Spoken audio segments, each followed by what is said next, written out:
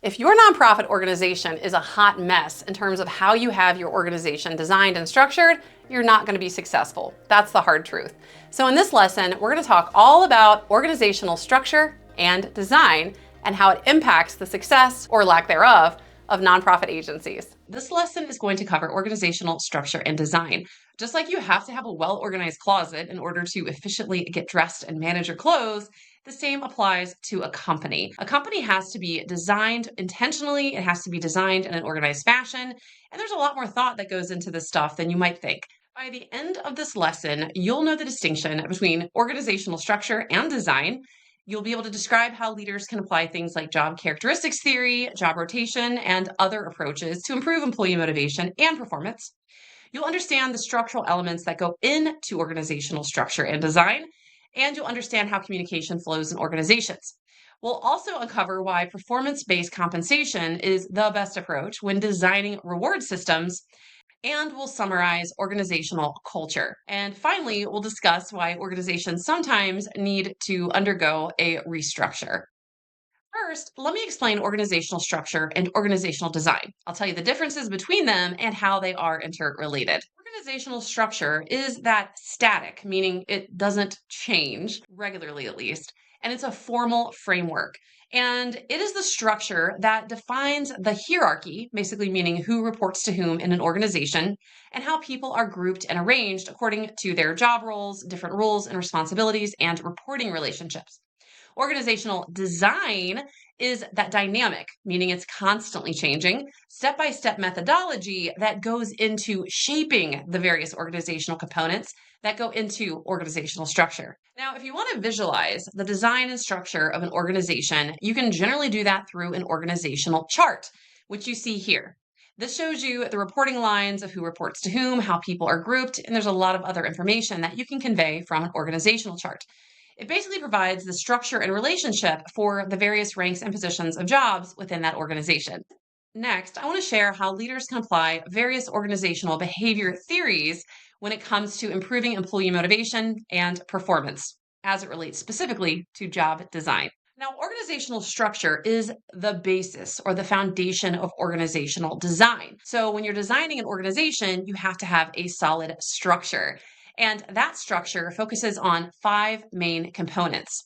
They're job design, departmentalization, hierarchy, delegation, and span of control. But before we get into that, and before you design any job, you have to do a few things first. One is a job analysis. You really have to sit down and do your due diligence and investigate and understand all of the duties, tasks, responsibilities, skills, knowledge, and all the qualifications you need in the ideal candidate to fulfill that job. Then, after you've analyzed the job and assessed all of these important elements of it, then you design the job. That's where you sit down and you define an individual's responsibilities. So here's what you will do if you're hired for this job. Here are the areas where you'll be expected to make decisions. And here are the expectations and goals of this position. Also needs to be designed in a way that is motivating and rewarding to the employee. After you've done the job analysis, you've designed the job, then and only then is it time to write the job description. Unfortunately, too many nonprofit leaders just rush out and put out a job description when it comes time to fill a position, but you really need to analyze the job, design the job, and then and only then do the job description. And that's where you're formalizing this stuff in a way that you might put on a job board or post on LinkedIn. You're going to outline the elements of the job design process. Now, when it comes to job design, there are several approaches that can be used. When you're designing a job, you should keep in mind something we know from organizational behavior that can motivate employees, and this is job characteristics theory. This is a theory that basically says that jobs that are intentionally designed to contain certain characteristics can actually be more motivating. And employees in these jobs that are designed with job characteristics theory in mind will also lead to greater satisfaction and performance, which benefits the organization. An easy way to remember these 5 characteristics is VISAF. Now let's talk a little bit more about that VISAF, those 5 characteristics. So again, if you have a position in your nonprofit organization, you need to design it. Here are some characteristics you should ensure are built into that job as you design it. First, the V is variety. This is the extent to which a job requires a number of skills and talents. By and large, most people prefer variety over monotony. So if you can provide the right amount of variety when you're designing a job, that can keep the employee who's in that position more fulfilled, satisfied, engaged, and higher performing. Next is identity. Identity is the degree to which the job itself allows the person in that role to complete a whole and identifiable piece of work. It's more fulfilling to the employee if they actually get to see that finished product and they know that they were part of building that product. In the nonprofit sector, say, for example, if you have an event planner who's planning a fundraising event, it's important that they feel an identity with that event, that they feel that they are a part of that bigger picture of the outcome of that event.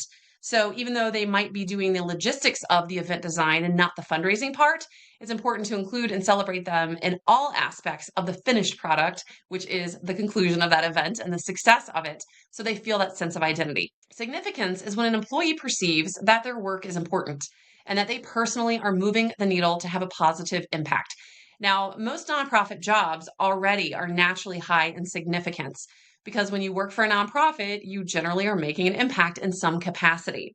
Now, this significance may not be felt in some of those administrative roles, like human resources or accounting, for example, where individuals in those positions aren't involved in day-to-day program delivery and interacting with the beneficiaries of your organization. So if you have administrative positions in your nonprofit agency, it's important that they feel that sense of significance, just like your fundraisers and development staff and your program delivery staff feel as well. Autonomy is the level of independence and control that an employee has over their work. Generally, employees want more autonomy. They want the freedom. They want that decision making. And if they have that, they're going to feel better about their jobs. They're happier, they're more fulfilled, and they're higher performing. In the nonprofit sector, just by nature of the fact that we often are operating in really small teams, a lot of nonprofit jobs generally tend to be high naturally in autonomy because we don't have lots of layers of management to oversee employees, even at entry level positions. Now, that being said, I have worked at nonprofit agencies that while they're still small, there are micromanagers who come in and try to lord over employees and don't give them that autonomy and freedom. So it's not necessarily a given in every nonprofit, but autonomy does generally tend to be higher in smaller nonprofits. And finally, feedback. This is the extent to which workers receive clear and direct information about the effectiveness of their performance. So they're getting sometimes natural feedback from the job itself of, I'm out delivering programs. I feel good because I see that people are benefiting from them. I see people being smiling and appreciative. That's a form of feedback. But it's also about getting that clear and direct information from other individuals and not just the supervisor, so they know that their performance is effective. Job characteristics theory tells us that when we intentionally design jobs that contain those 5 core characteristics, the VISAF, they tend to lead to 3 positive psychological states. If you have a job that's been designed with VISAF in mind, you generally feel that your work is more meaningful. You generally feel you have a greater responsibility of your outcomes.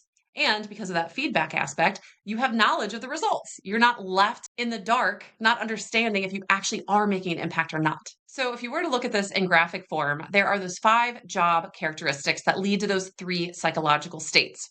The VIS part of those characteristics, variety, identity, and significance, those 3 contribute to meaningfulness of work.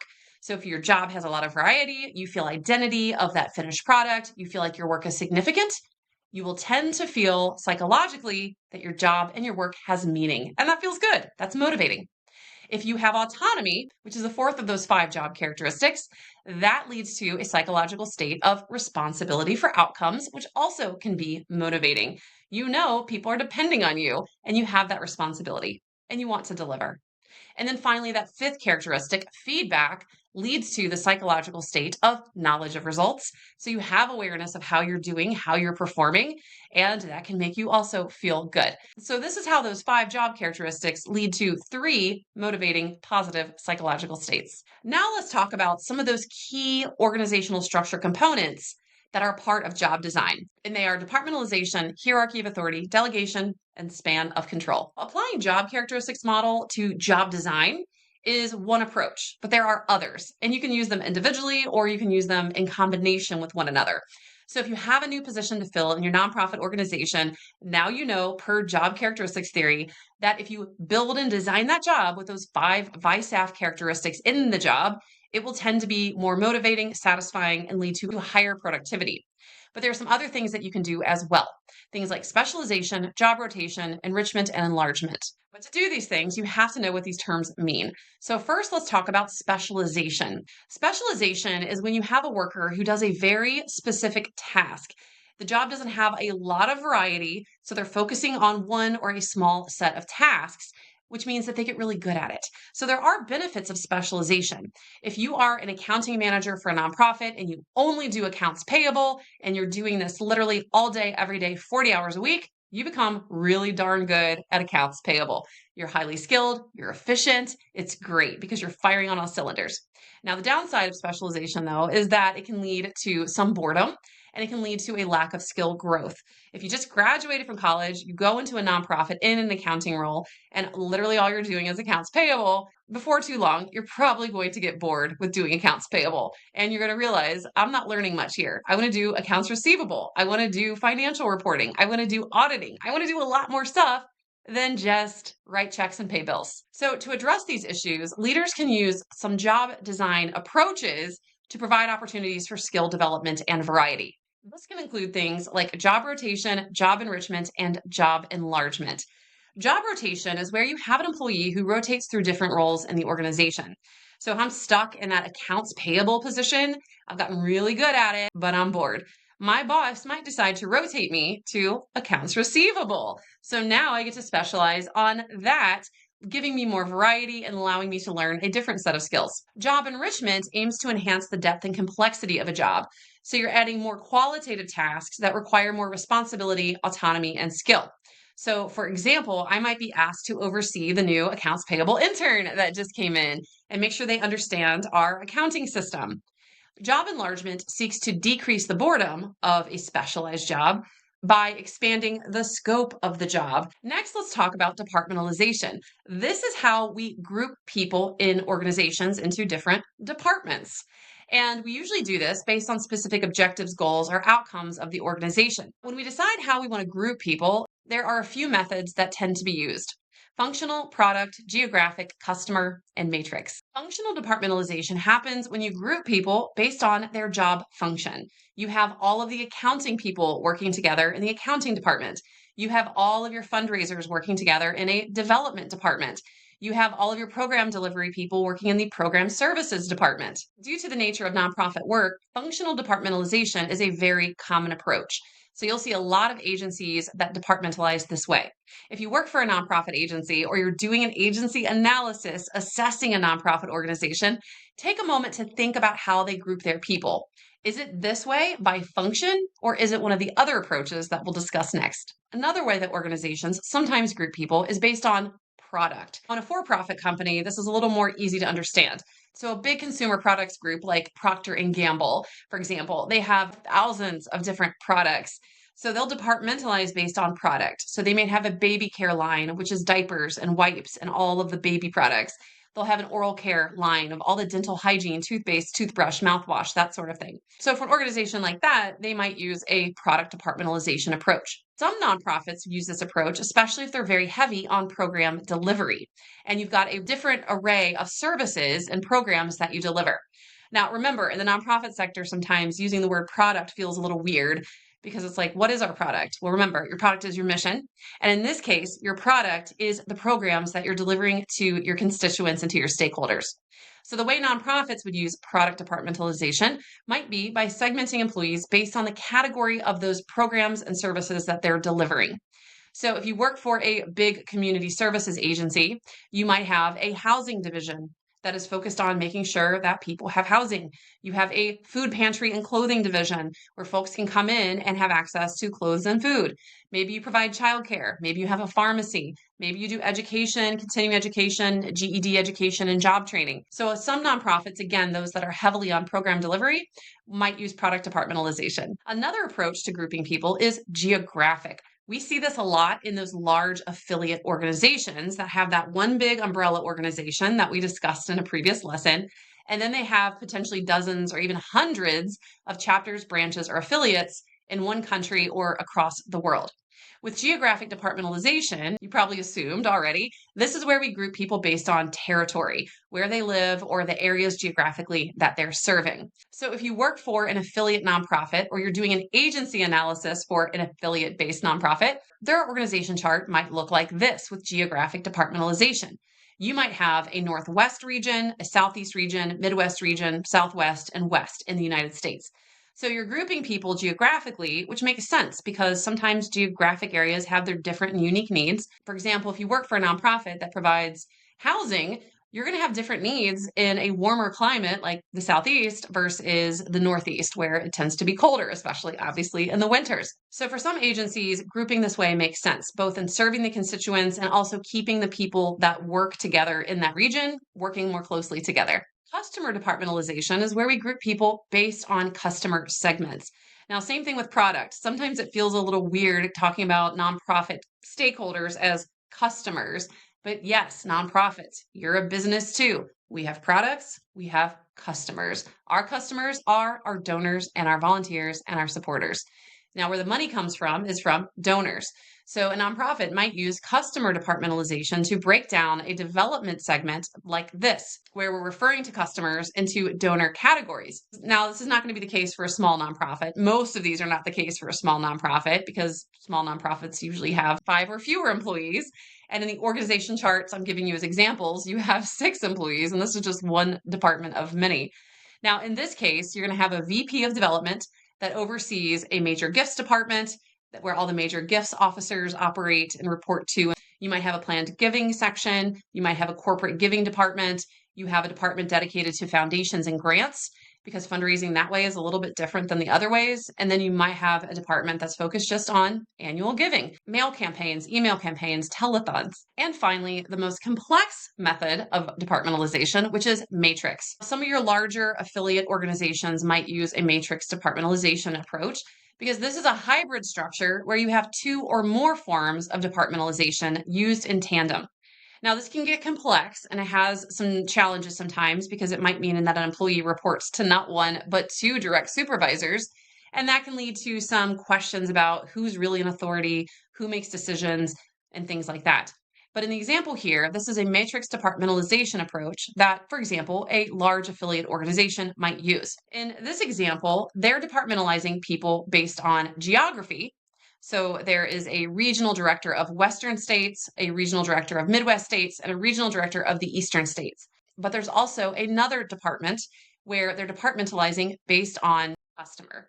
So they're breaking out their customers or their donors into segments. So there's major gifts, corporate giving, and foundations and grants. So you could, for example, be in a position like this, where you directly report to a regional director of West States, and you also report to the major gifts director. So you have not 1, but 2 direct supervisors. When designing an organization, another thing you have to keep in mind is hierarchy of authority. So a hierarchy is a cascading structure. So this is a formal structure where there's different levels and positions within an organization that defines those reporting relationships. It also influences the flow of how decisions and communication happens within that organization. An organization chart is a visual representation of this chain of command. And when you look at that chart, you can see pretty clearly who reports to whom. Now, if I just look at an organizational chart, I can tell who's the boss of whom. I can see who has authority over whom. But that doesn't necessarily tell me how authority is distributed. Just because someone is a director of planned gifts, I don't know necessarily the extent to the authority that they have. So something that needs to be considered in job design is delegation. Delegation is where we delegate tasks to other people. It's where we assign authority, responsibility, and tasks from a higher level position down to a subordinate or some lower level employee on that organizational chart. This empowers a subordinate to have more autonomy, to make decisions, to take on tasks, to have some control, and also to be accountable for outcomes. On an organizational chart, you can see a little bit of the delegation in terms of who reports to whom, but you don't really get the full picture of how that authority is distributed. Now, when it comes to delegation, where and how that power and authority is concentrated determines whether or not we define that organization as either being centralized or decentralized. If you work for a centralized organization, that is one where they don't delegate very often. That power is kind of hoarded and held up at the top of that organization chart just at the higher levels in that hierarchy of authority. They're kind of stingy with the power. They don't share it, they don't distribute it down the org chart, they don't delegate. If you have a decentralized organization, however, these organizations allow for greater delegation. That authority and that power and that decision-making authority, that is spread down sometimes to even the lower level positions, giving them more decision-making authority. So think of the organization where you work. Where is power held? Is it held there at the top and that is highly centralized, or is it distributed throughout the organization and more decentralized? Now, in the real business world, there's no such thing as a 100% centralized or 100% decentralized organization. It's more of like a spectrum. So think of it that way. And think about where your organization falls in that spectrum between centralized and decentralized. In order to delegate, managers have to have people resources. And we know that this is a problem in nonprofits, this resource scarcity issue. So we don't always have, as a manager, a lot of subordinates or employees to delegate things to. So one thing that we need to consider in job design, especially in the nonprofit sector, is span of control. Span of control is an organizational design term that simply means how many employees report to one manager. And this also defines how well or not it can be handled by one single manager. So if you're designing an organization that is a nonprofit, you have to think about span of control. And most, if not all, of those small nonprofit organizations, which remember we learned from a previous lesson is usually 5 or fewer employees, they're naturally going to have what is called a flat span of control. A flat span of control happens where you have one manager overseeing everybody else. Now, this is very feasible and probably is the only feasible path for a lot of small nonprofits. Because if you have 5 employees, it wouldn't make sense to have an executive director, a director, an associate director, and 2 coordinators. That's just too many layers of management for an organization that small. So organizations with a flat span of control is defined as one where a manager supervises a relatively large number of subordinates, and large being relative to the number of employees in the organization. And this can have some pros and cons. The benefit of a flat span of control is that leaders are more directly connected with their employees. They can operate more efficiently. They don't have to go through different layers of management when decisions need to be made. They can easily and quickly communicate. Now, the downside of this is that you are putting a lot of responsibility on one management position. So for those small nonprofits that may consist of an executive director and then everybody else, the executive director doesn't have another manager to lean on to help when it comes to the supervision aspect of the job. They have to do it all. Now let's talk about organizations that have a tall span of control. This means that one manager supervises directly a smaller number of subordinates, but then there are different layers of management in that organization. This leads to a narrower organizational hierarchy of authority with lots of management layers. So this is why it's called tall. If you look at a span of control that's tall, it's going to look something like this graphic. You've got an executive director, associate director, other directors, then coordinators.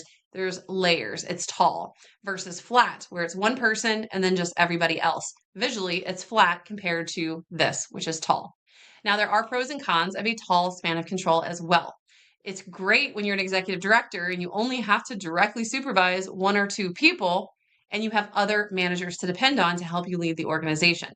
The downside is it leads to slower decision making. So if you are, for example, a marketing coordinator who reports to the program services director, who reports to the associate director, who then reports to executive director, you've got 2 levels of management between yourself as marketing coordinator and that executive director. So oftentimes this can really slow down communication and decision making, and it adds a lot of red tape. So it's just inefficient. Now let's talk about how communication flows within nonprofit organizations. When you're designing a nonprofit organization, it's important that you align these components in addition to all the other factors that we discussed. You consider things like communication channels, rewards and recognition, and culture. In organizations, communication can be either formal or informal.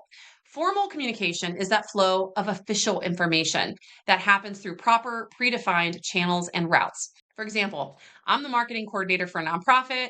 I email out a press release to my media contacts to announce an upcoming educational program or event. That is a form of formal communication.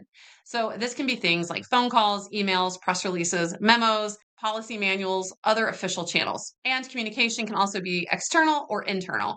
So external communication refers to those interactions with people in the organization and those outside of it. So if you're a marketing coordinator interacting with the media, that is an external audience. So that's external communication. Informal communication, this flows freely. It's unrestricted, it's not official, and this is kind of like the gossip mill or water cooler talk.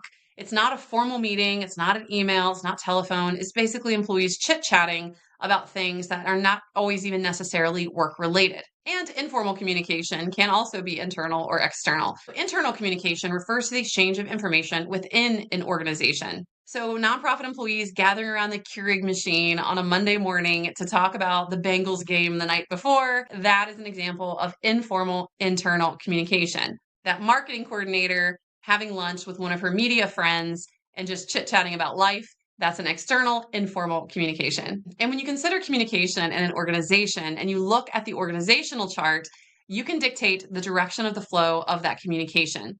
Downward communication happens when you have someone in management that is communicating either formally or informally with someone that is lower down on that hierarchy of authority.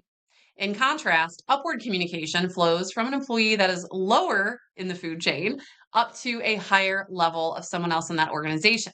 Horizontal communications or lateral communications, that happens when you have individuals who are on the same level who communicate. So if I'm that marketing coordinator, I'm chit-chatting with my coworker who is the outreach coordinator, we're kind of on that same level. That is horizontal communication. It's also internal communication because we're both internal to the organization. And if it's just chit chat, that's informal. Diagonal, this cuts across all the different levels and functions. So think of this as when it's neither upward nor downward nor horizontal. When designing and leading organizations, nonprofit leaders need to consider some of the problems that can happen with communication. One is that informal communication can sometimes lead to gossip or rumors. So you kind of have to stay on top of that. Another problem when it comes to communication in nonprofit agencies or any organization for that matter is something called the silo effect. The silo effect happens when you start to have isolation or compartmentalization among and between different departments or teams within an organization. So for example, the marketing department doesn't really communicate well with your development department. Neither department knows what the other is doing. They're not working in partnership. They're not communicating, and therefore they're not collaborating. So fundraisers are out in the community raising money, delivering a completely different message that is contradictory to the messages that the marketing department might be putting out on social media or in press releases. And that can create a whole host of problems. The silo effect is often caused by poor organizational structure. So when you're designing an organization, you really do have to think about things like departmentalization and what's the best way to group people, especially in ways where they're going to need to communicate and collaborate. And once an organization is designed and you're leading an organization, you have to look at methods and opportunities that your different departments have to communicate and collaborate with one another. And if you see that the silo effect starts to happen, it's your job as the leader to get in there and implement strategies to strengthen communication and collaboration. Now let's shift a little bit and talk about performance-based compensation, because this is a part of your organizational design as well. In the previous lesson, we talked about motivating nonprofit staff. You now know that organizational design can also be a motivating factor for employees, like we discussed with the job characteristics theory, and making sure that jobs are designed with variety, identity, significance, autonomy, and feedback. But another way that we motivate employees is the classic way, through rewards and recognition. And one simple way to achieve most of the things that we've learned from academic research and what we know about employee motivation is to tie pay to performance. Performance-based compensation is basically tying your pay and your rewards and your recognition to your performance. Now, this might sound like a complete no-brainer, but it would shock you how many organizations don't use a pay performance link. But by doing this, it ensures outcomes are fair, it makes sure they're equitable, it makes sure you minimize your legal trouble of being accused of discrimination, and also that you're holding your employees accountable in terms of their performance. So when you're designing your nonprofit organization and you're designing the jobs within that process, that you're considering this pay performance link, and you're enacting strategies that motivate people by tying pay to performance. And this ties in to the previous discussion we had in a prior lesson about how we measure employee performance. So when you're doing those performance evaluation metrics, whether it's bars, MBOs, 360-degree feedback, or those things that we talked about, that when you're doing that, that you've designed the job in a way that you're tying that pay to performance. Now let's talk about organizational culture. Organizational culture is those shared beliefs, norms, values, attitudes, and behaviors that define the collective identity of an organization. Just like individual people have personalities and behave in general patterns, organizations, including nonprofit organizations, do as well. And whether you realize it or not, the organization's structure and design has a link to that culture. For example, if you work at a nonprofit, that's flat. You have one executive director, you have 4 employees that report to that executive director. You're decentralized, so you don't have to run to your ED and ask for permission for every decision that you make. That's going to create and promote a culture of autonomy and empowerment.